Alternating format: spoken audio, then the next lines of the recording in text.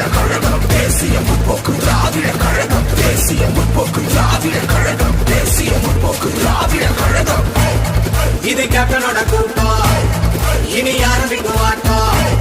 எங்க ஒட்டுமொத்த ஓட்டம் மனசு பவரத்தை காட்டும். நாங்க கேப்டனோட கூட்டம், அவரை விட்டு தர மாட்டோம். நம் மக்கள் காக்க